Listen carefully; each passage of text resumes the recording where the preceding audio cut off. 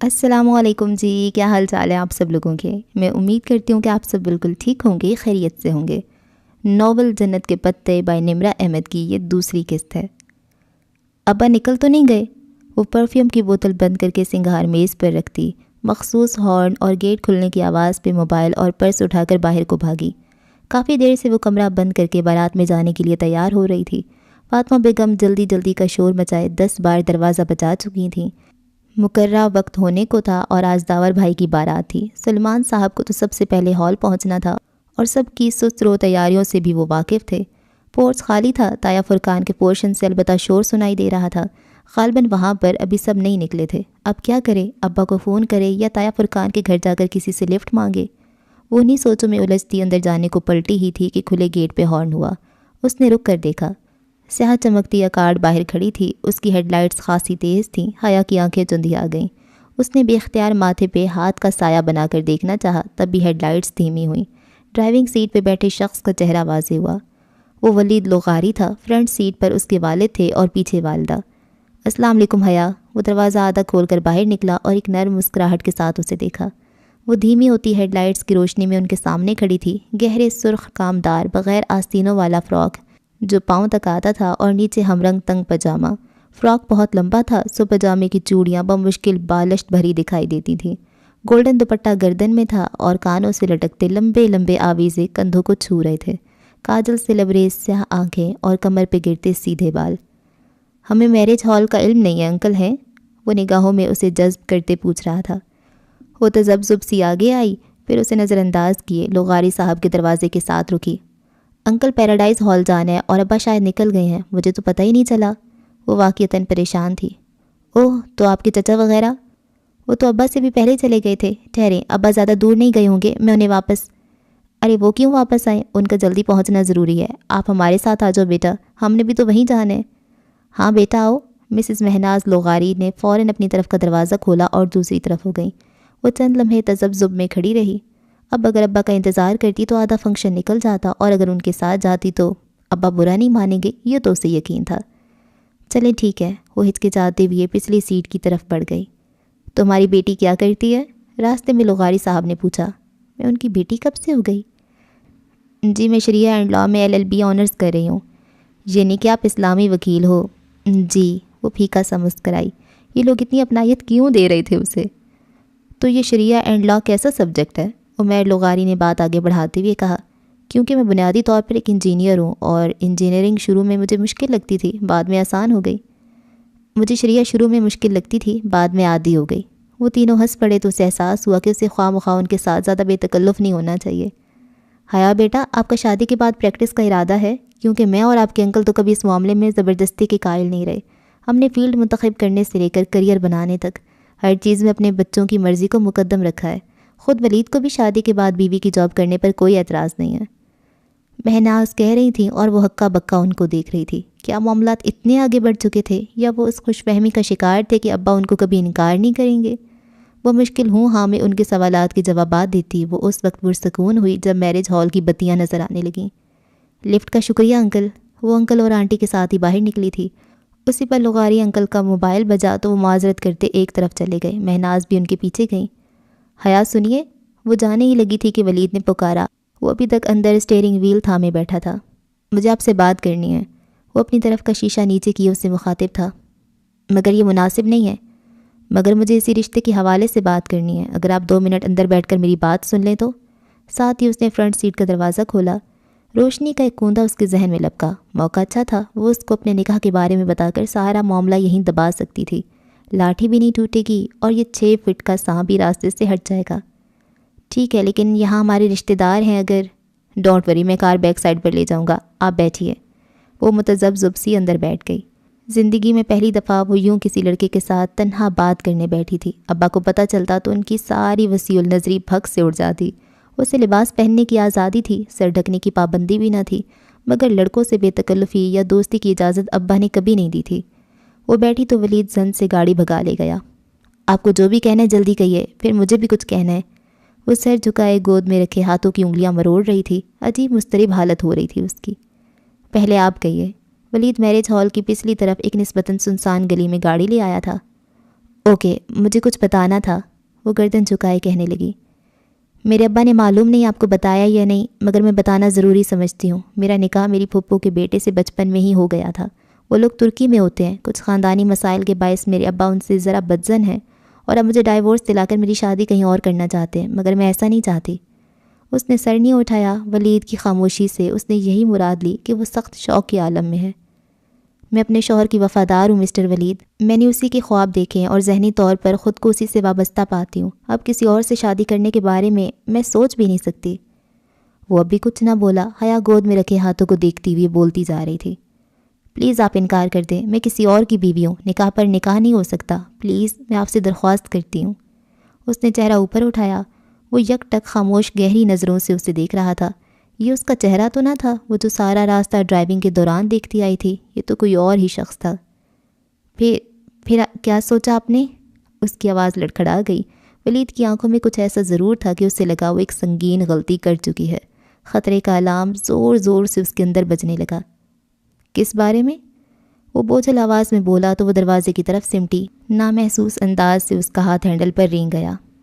آپ کے اس رشتے سے انکار کے بارے میں؟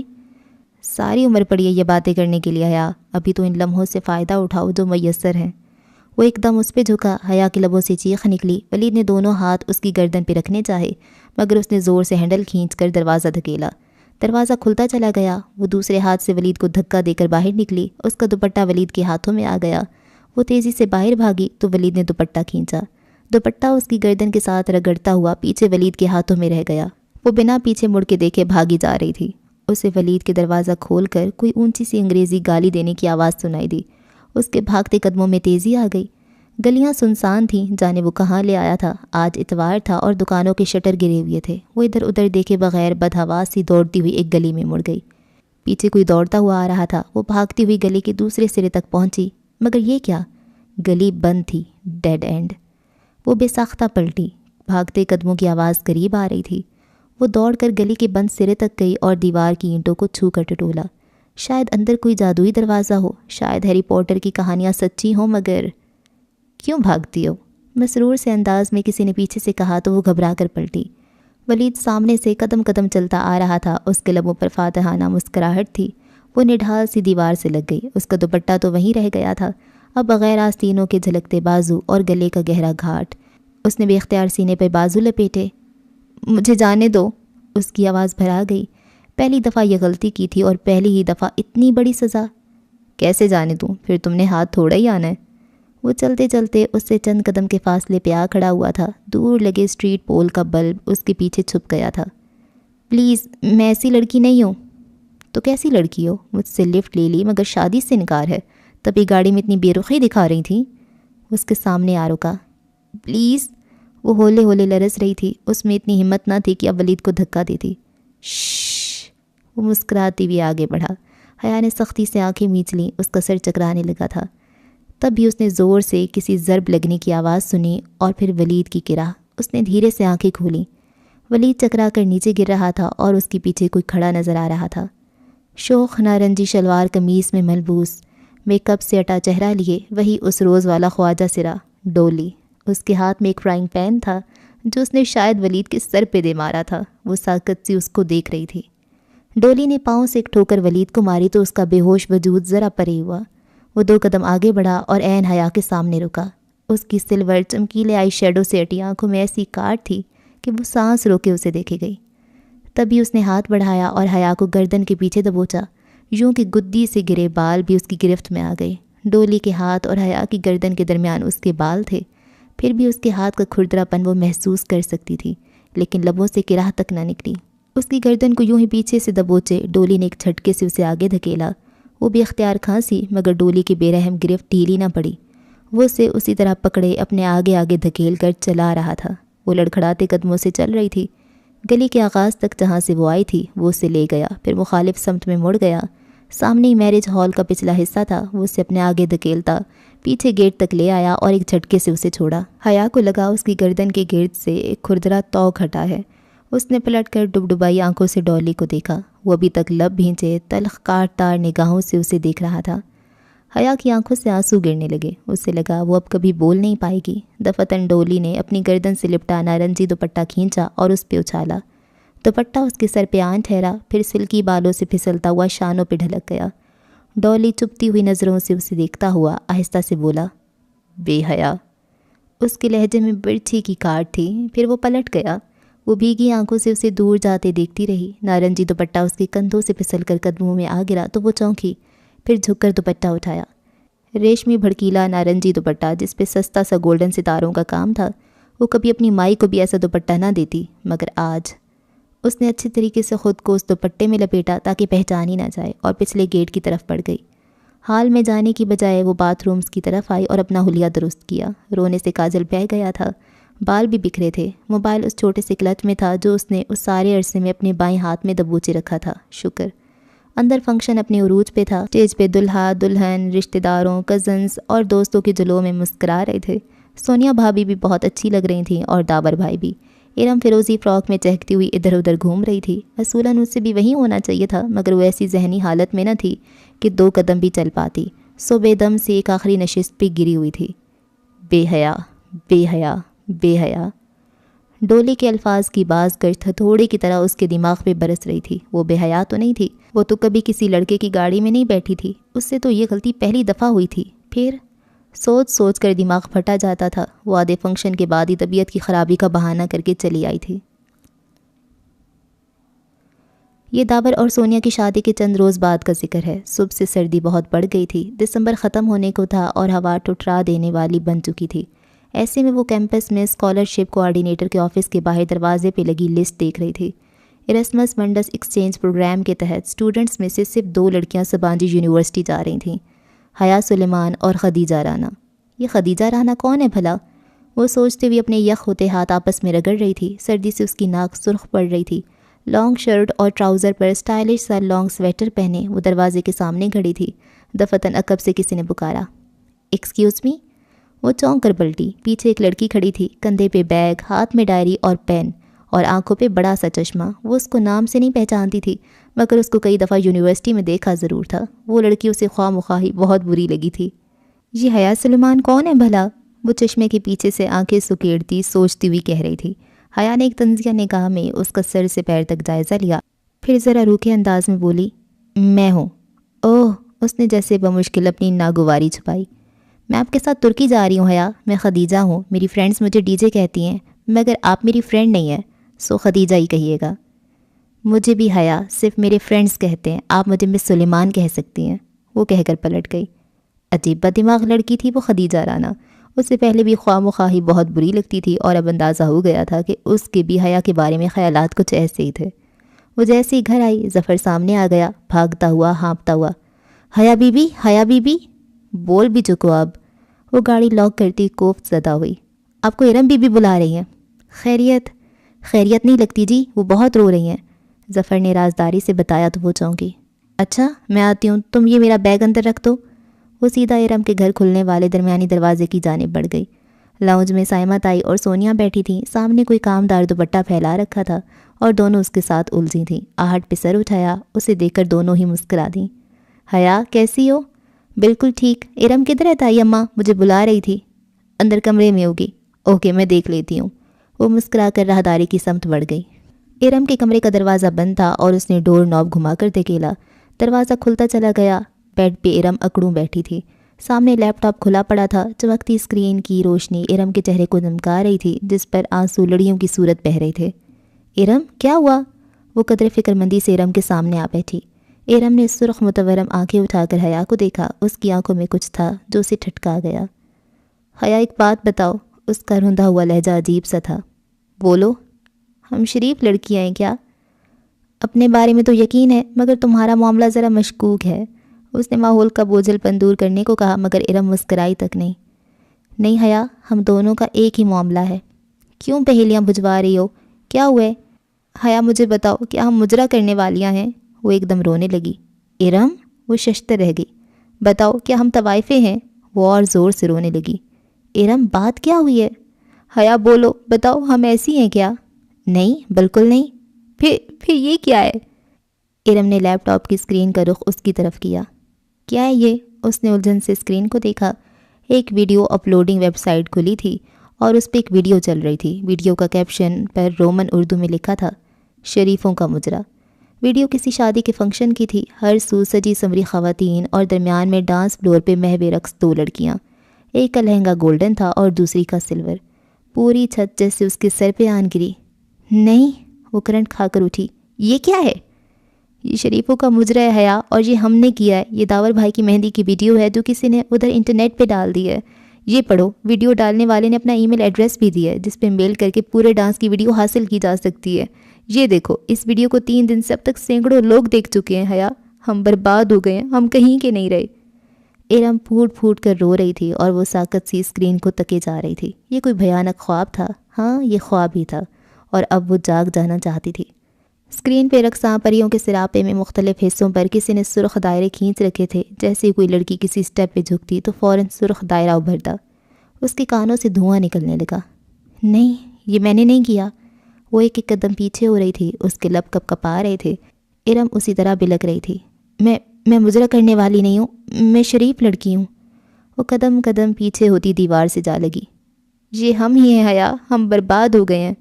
उसका सर चकराने लगा। ये सब क्या हो गया था? वीडियो के सैकड़ों व्यूज़ लिखे आ रहे थे। क्या वो पूरे शहर में फैल गई थी? और अगर उसके ख़ानदान वालों तक पहुंची तो अब्बा तो मुझे गोली मार देंगे इरम, मुझे तो ज़िंदा गाड़ देंगे। मगर ये वीडियो किसने बनाई? हमने तो मूवी वाले को भी मना कर दिया था। किसी ने छुपकर बनाई होगी। ख़ानदान की शादी पर बस औरतों में डांस की इजाज़त अब्बा लोगों ने दी थी। अगर उन्हें पता चला कि हमारा ये डांस पूरे शहर के लड़के एंजॉय कर रहे हैं तो क्या होगा? कुछ करो इरम। उसका सख्ता टूटा। वो तेज़ी से इरम के करीब आई। मैंने इस वेबसाइट पर रिपोर्ट तो की है, लेकिन वेबसाइट ने एक्शन लेकर वीडियो हटा भी दी। तो ये सीडी पर हर जगह मिल रही है। ऐसी चीज़ें तो मिनटों में फैलती हैं। हम कहाँ कहाँ से इसे हटवाएंगे? खुदाया, ये क्या हो गया है? वो बेदम सी ज़मीन पर बैठती चली गई। अगर अब्बा या किसी भाई वगैरह को मालूम हो गया तो ओह खुदाया, हम क्या करें? इरम ने भी खुद को अपने कमरे में बंद कर लिया और वो भी बस कमरे की होकर रह गई। सोच सोच कर दिमाग फटा जाता था मगर कोई हल जहन में नहीं आता था। शाम में फातिमा बेगम ने उसके कमरे में झांका। हया उठो, कितना सोगी? रोहेल का फ़ोन है अमेरिका से। वो जो चेहरे पे बाजू रखे लेटी थी करंट खा कर उठी। रोहेल का? क्यों, क्या कह रहे? उसके जहन में ख़तरे का अलार्म बजने लगा। कह रहा है उसे तुमसे बात करनी है। वो कहकर आगे बढ़ गई और वो शल सी बैठी रह गई। सुकून की नदी में ज़ोर से पत्थर आ गिरा था। रोहेल अमेरिका में था और वहाँ पर तो लोग अमूमन सारा वक्त ही ऑनलाइन रहते थे। फिर ऐसे में उसकी निगाहों से उस वीडियो का गुजर जाना ऐन मुमकिन था। खुदाया, अब वो क्या करे? उसने पैरों में स्लीपर्स डाले और मरे मरे कदमों से चलती हुई बाहर लाउंज में आई। क्रेडल के साथ उल्टा रिसीवर पड़ा था। उसने कपकपाते हाथों से रिसीवर उठाकर कान से लगाया। हेलो हेलो हया, कैसी हो? रोहेल की आवाज़ में गर्मजोशी थी। वो कुछ अंदाज़ा नहीं कर पाई। ठीक, तुम ठीक हो? एकदम फिट। मैंने तुम्हें मुबारकबाद देनी थी। उसका दिल ज़ोर से धड़का। क्या वो तंज कर रहा था? किस बात की? भाई तुम एक्सचेंज प्रोग्राम के तहत तुर्की जा रही हो। और किस बात की भला? ओह अच्छा। उसकी अटकी हुई सांस बहाल हुई। वो निढाल सी धप से सोफे पे गिरी। हाँ, जा रही हूँ, थैंक यू सो मच। उन गुजरे 3 दिनों में वो ये बात भुला चुकी थी। कब तक जाने? वो खुशी से पूछ रहा था। जनवरी के एंड या फरवरी के शुरू तक। तो क्या तुम उधर सबीन पप्पू की फैमिली से मिलोगी? पता नहीं, अभी सोचा नहीं है।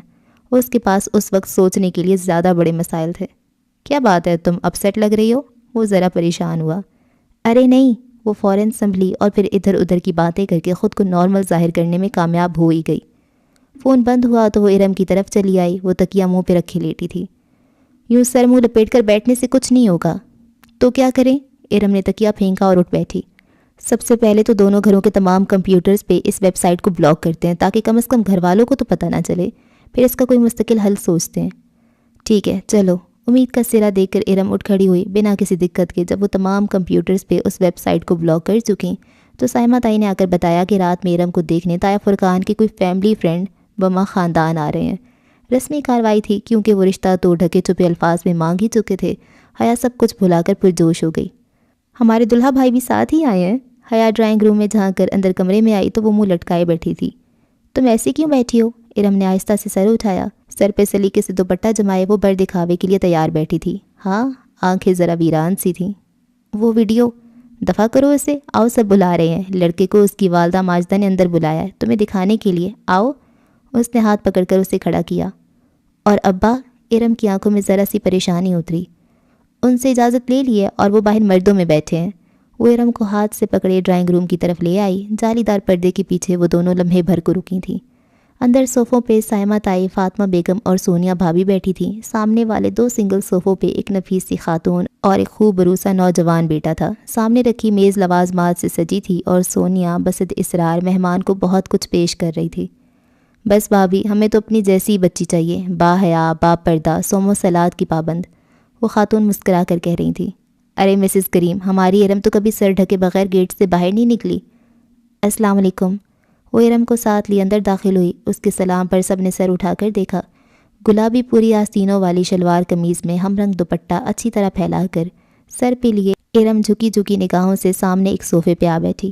حیا بھی ساتھ ہی تھی، کمر پہ گرتے silky ball, grey a line shirt اور ٹراؤزر زیب تن کیے، دوپٹہ کندھے پہ ڈالے، ارم کے ساتھ ہی ٹانگ پہ ٹانگ رکھے پر اعتماد طریقے سے بیٹھ گئی۔ یوں بیٹھنے سے ٹراؤزرز کے پانچے ذرا اوپر کو اٹھ گئے اور گرے کینچی چپلوں میں مقید سفید پاؤں ٹخنوں تک جھلکنے لگے۔ بیگم کریم کی مشفق سی آنکھوں میں ارم کو دیکھ کر پسندیدگی کی جھلک اتری تھی۔ انہوں نے تائیدی انداز میں اپنے سمارٹ سے بیٹے کو دیکھا، مگر وہ ارم کو نہیں بلکہ بہت غور سے حیا کو دیکھ رہا تھا۔ اور بیٹا، آپ کیا کرتی ہو؟ بیٹے کو متوجہ نہ پا کر وہ سنبھل کر ارم سے مخاطب ہوئیں۔ جی ماسٹرز کر رہی ہوں انگلش لٹریچر میں، ارم نے جھکی جھکی نگاہوں سے جواب دیا۔ تبھی حیا کو محسوس ہوا وہ لڑکا مسلسل اسے دیکھ رہا ہے، ستائش یا پسندیدگی سے نہیں بلکہ غور سے، جانچتی پرکھتی نظروں سے۔ دفعتاً اس نے پاکٹ سے اپنا بلیک بیری موبائل نکالا اور خاموشی سے سر جھکائے بٹن پریس کرنے لگا۔ خواتین آپس میں گفتگو میں مصروف تھیں، مگر حیا کچھ عجیب سا محسوس کرتی کہ نکھیوں سے اسی کو دیکھ رہی تھی۔ جو اپنے فون پہ جھکا تھا تبھی ہولے سے اس کے موبائل سے مائی نیم از شیلا کی آواز گونجی، جسے اس نے فوراً بند کر دیا، مگر وہ سن چکی تھی۔ شیلا کے ساتھ شادیوں کا مخصوص شور بھی سنائی دیا تھا اور ارم نے بھی شاید کچھ سنا تھا، تب بھی چونک کر گردن اٹھائی اور پھر قدرے سبکی سے واپس جھکا دی۔ حیا کو اپنی جان جسم سے نکلتی محسوس ہوئی تھی۔ کیا دنیا اتنی چھوٹی تھی؟ وہ اب موبائل پہ کچھ دیکھ رہا تھا، کبھی اسکرین پہ دیکھتا اور کبھی حیا اور ارم کے چہروں پہ نگاہ ڈالتا۔ صاف ظاہر تھا وہ کچھ ملانے کی صحیح کر رہا تھا۔ یقین دہانی، تصدیق، ثبوت، سب صاف ظاہر تھا۔ پھر ایک دم وہ اٹھا اور تیزی سے کمرے سے نکل گیا۔ ایک شرمندہ سی خاموشی نے سارے ماحول کو گھیر لیا۔ حیا نے سر جھکا دیا، اسے اپنا دل ڈوبتا ہوا محسوس ہوا تھا۔ وہ بہت بے چین سی بیٹھی تھی، پاؤں اوپر صوفے پہ سمیٹے، ہاتھ میں ریموٹ پکڑے وہ جلائی ہوئی سی چینل بدل رہی تھی، مضطرب، بے بس، پریشان۔ اسمارٹ ٹی وی کی اسکرین پہ پیورے میوزک کے ساتھ اشتہار چل رہا تھا۔ وہ غائب دماغی سے اسکرین کو دیکھ رہی تھی، جہاں موبائل کمپنی کے لوگوں کے ساتھ غیر تصدیق شدہ سم کا استعمال قانوناً جرم ہے، PTA لکھا آ رہا تھا۔ جانے کا پاز کا بٹن اس سے دبا اور اشتہار وہیں رک گیا۔ وہ اتنی دور بھٹکی ہوئی تھی کہ پلے بھی نہ کر سکے۔ دفتن دروازے میں فاطمہ بیگم کی شکل دکھائی دی۔ وہ تھکی تھکی سی اندر داخل ہو رہی تھیں۔ حیا ریموٹ پھینک کر تیزی سے اٹھی۔ کیا بات تھی؟ سائمہ تائی نے کیوں بلوایا تھا؟ وہ بے چینی سے ان کے قریب آئی۔ ارم کے رشتے کے لیے جو لوگ اس روز آئے تھے، وہ نڈھال سے کہتی صوفے پہ بیٹھی۔ ہاں، کیا ہوا انہیں؟ وہ دھک دھک کرتے دل کے ساتھ ان کے نزدیک بیٹھی۔ انہوں نے انکار کر دیا، حالانکہ رشتہ مانگ چکے تھے۔ اور حیا کا دل بہت اندر تک ڈوب کر ابھرا تھا۔ کیوں انکار کر دیا؟ اس کو اپنا سانس رکتا ہوا محسوس ہو رہا تھا۔ کوئی وجہ نہیں بتاتے، بس ایک دم پیچھے ہٹ گئے۔ سائمہ بھابھی بہت اپسیٹ تھیں۔ مگر کچھ تو کہا ہوگا۔ بس یہی کہا ہے کہ ہم نے کسی آزاد خیال اور بے پردہ لڑکی کو بہو بنا کر اپنی عاقبت نہیں خراب کرنی۔ وہ متحیر رہ گئی۔ چند روز قبل سنا تائی کا فکرہ سماعت میں گونجا تھا، جب فرقان نے سختی کی کہ بھلا ایسی بے پردہ اور آزاد خیال لڑکی کو اپنی بہو بنا کر ہم نے اپنی آخرت بگاڑنی ہے کیا؟ تب کہیں جا کر وہ مانا۔ کیا اس کو مکافات عمل کہتے ہیں؟ کیا دوسروں کی بیٹیوں پہ انگلیاں اٹھانے والوں کے اپنے گھروں پہ وہی اٹھی انگلیاں لوٹ کر آتی ہیں؟ اتنی جلدی بدلے ملنے لگتے ہیں۔ مگر وہ خوش نہیں ہو پائی۔ اگر بات کھل جاتی تو اصل بدنامی تو اسی کے حصے میں آتی۔ ارم کو تو شاید اس کی ماں حیا نے اسے بگاڑا ہے کہہ کر درمیان سے نکال لیتی، اور بات تو اب بھی کھل سکتی تھی۔ وہ ویڈیو تو اب بھی انٹرنیٹ پہ موجود تھی۔ خیر، ارم کو کون سی کمیاں رشتوں کی؟ فاطمہ بیگم اٹھ کر کچن کی جانب چلی گئی تھیں اور وہ صوفے پہ گر سی گئی۔ ٹی وی اسکرین پہ وہ اشتہار ابھی تک رکا ہوا تھا۔ وہ بس خالی خالی نگاہوں سے اسے دیکھے گئی۔ غیر تصدیق شدہ سم کا استعمال قانوناً جرم ہے، PTA۔ اب شاید ارم کے لیے بھی کبھی کوئی رشتہ نہ آیا بھی تو یہی ہوگا جو اس دفعہ ہوا تھا، اور ہر کوئی ان کی طرح تو نہیں ہوگا کہ بات دبا جائے۔ کسی نے منہ پہ ساری بات کر دی تو خدایا وہ کدھر جائیں گی؟ غیر تصدیق شدہ سم کا استعمال قانوناً جرم ہے، پی ٹی اے۔ وہ بے خیالی سے اسے تکتی، سوچوں کی الجھن سے نکل کر ایک دم چونکی۔ غیر تصدیق شدہ سم کا استعمال قانوناً جرم ہے، پی ٹی اے۔ بجلی کا ایک کوندہ سا اس کے ذہن میں لپکا تھا۔ اوہ خدایا، یہ خیال اس سے پہلے کیوں نہیں آیا؟ وہ ایک جھٹکے سے اٹھی اور باہر کو لپکی۔ ارم، ارم! بہت زور سے چلاتی ہوئی حیا نے اس کے کمرے کا دروازہ کھولا۔ ارم موبائل پکڑے بیڈ پہ بیٹھی تھی۔ دروازہ کھلنے پہ گڑبڑا کر موبائل سائڈ پہ رکھا۔ کیا ہوا؟ ساتھ ہی ارم نے اپنا موبائل الٹا کر دیا تاکہ اسکرین چھپ جائے۔ سنو وہ، تبھی رشتے والی بات یاد آئی۔ اوہ آئی ایم سوری، ان لوگوں نے رشتے سے انکار کر دیا۔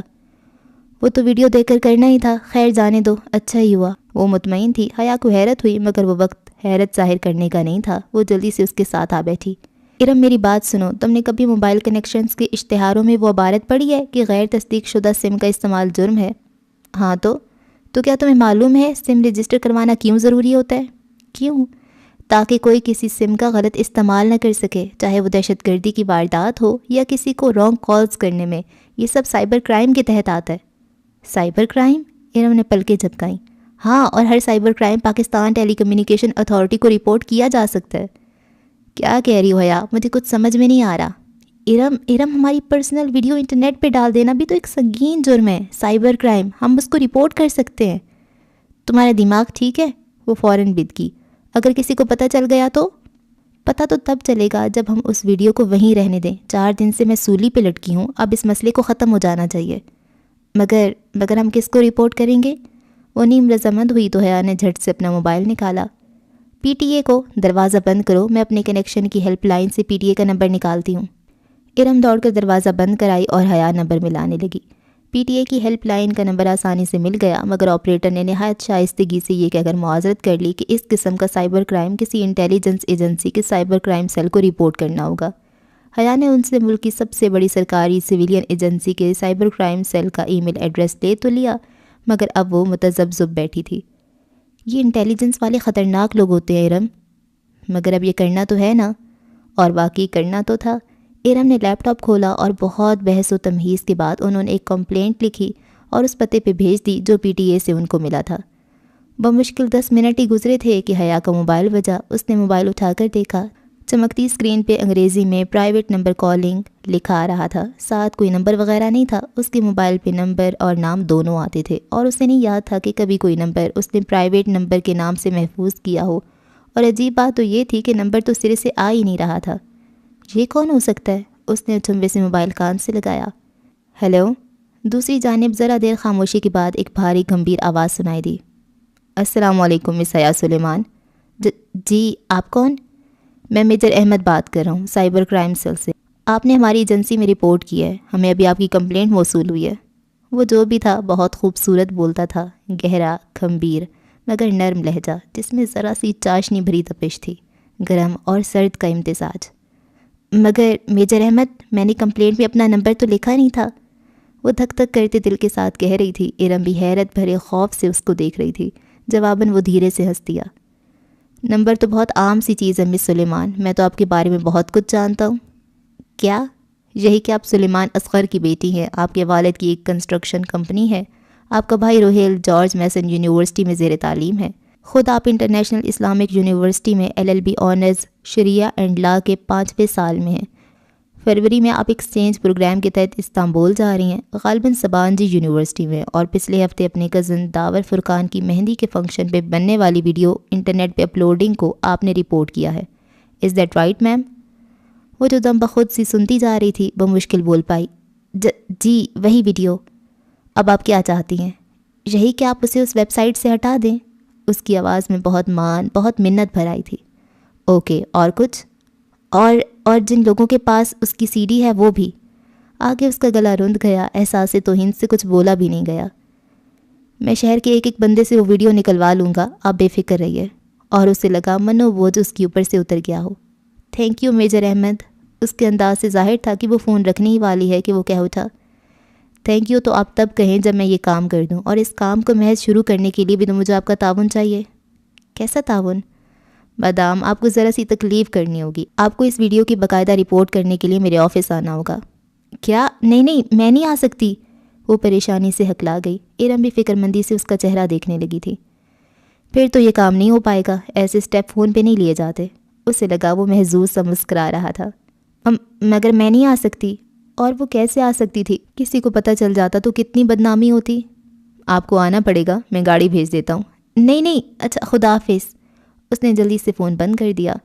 भाड़ में गया ये और इसका साइबर क्राइम सेल। अगर अब्बा या ताया फुरकान को पता लग गया कि हम एक एजेंसी के हेडक्वार्टर्स गए हैं तो हमारी टांगें तोड़ देंगे वो। मैं तो पहले ही कह रही थी कि रिपोर्ट ना करो। प्राइवेट नंबर से फिर कॉल आने लगी। उसने झिंझलाकर फ़ोन ही ऑफ कर दिया। उस वीडियो से ज़्यादा मेजर अहमद ने उसे ब्लैकमेल किया है, ये ख्याल फिर पूरा दिन उसके जहन में गूंजता रहा था। वो बहुत थकी हुई पासपोर्ट ऑफिस से निकली थी। इस्लामाबाद से पिंडी का इतना लंबा और रश भरी सड़क पे थका देने वाला सफ़र करके वो आज पासपोर्ट ऑफिस अपना पासपोर्ट उठाने आई थी। मगर यहाँ इल्म हुआ कि 14 जनवरी को ही पासपोर्ट मिल जाएगा और अभी 14 जनवरी में हफ्ता रहता था। कोई तकनीकी मसला था जिसके बायस इस्लामाबाद वाले पासपोर्ट ऑफिस में पासपोर्ट का काम रुका हुआ था, तभी उसे पिंडी में अप्लाई करना पड़ा था। वापसी पे भी उतना ही रश था। कुछ शॉपिंग के बाद जब वो मरी रोड पे आई तो मगरिब छा रही थी। सड़क गाड़ियों से भरी पड़ी थी और गाड़ियों का ये सैलाब बहुत सुस्त रवि से बह रहा था। सिग्नल पे उसने गाड़ी रोकी और शीशे खोल दिए। उसका जहन अभी तक पासपोर्ट में उलझा था। अगर 14 जनवरी को पासपोर्ट मिले तो भी वीज़ा लगते लगते बहुत देर हो जाएगी। अभी टिकट्स नहीं आए थे, मगर कुछ अंदाज़ा तो था कि फरवरी के आगाज़ में उसे तुर्की जाना है, यानी कमो बेश 15 दिन उसको वीज़े के लिए मिलते और तुर्की का वीज़ा तो कभी 15 दिन में नहीं लग पाता। फिर वो उन्हीं सोचों में उलझी थी, यक कोई उसकी खुली खिड़की पे झुका। सोने हो, क्या सोच रहे हो? वो बुरी तरह चौंकी और सर उठाकर देखा। वो वही था, डोली, चमचम करते हरे लिबास में मलबूस, वेग वाले बालों का जूड़ा और शोख मेकअप।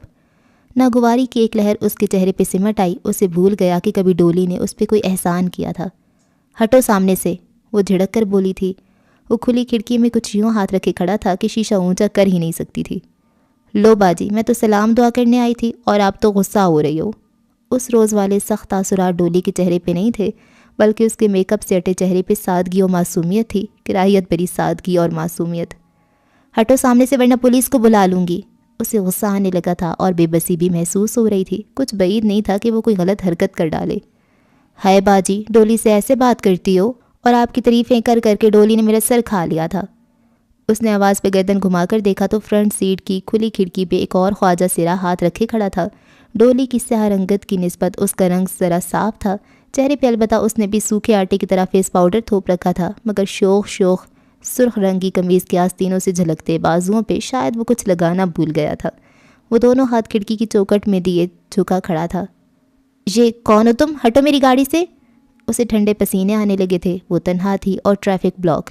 सामने कोई ट्रैफिक पुलिस मैन भी नज़र नहीं आ रहा था। ये जी मेरी बहन है पिंकी, बड़ा शौक था इसे आपसे मिलने का। एक बड़ी ज़रूरी बात करनी थी जी हमें आपसे। Get lost. उसने हाथ बढ़ाकर फ्रंट डोर का शीशा ऊंचा करना चाहा, मगर पिंकी ने अपना हाथ अंदर कर दिया। एकदम से उसकी कलाई सामने आई थी। हया ने देखा पिंकी की कलाई पे एक गुलाबी सुर्ख सा 1 इंच का कांटा बना था, जैसे जला हो। यह शायद बर्थ मार्क था। हटो, आई से गेट लॉस्ट। वो आलम तैश में फ्रंट डोर का शीशा ऊपर करने लगी, मगर पिंकी ने उस पे हाथ रख दिए थे। शीशा ऊपर नहीं हो पा रहा था। बाजी ऐसे तो ना करो पिंकी नाल, इसका हाथ ज़ख्मी हो जाएगा जी।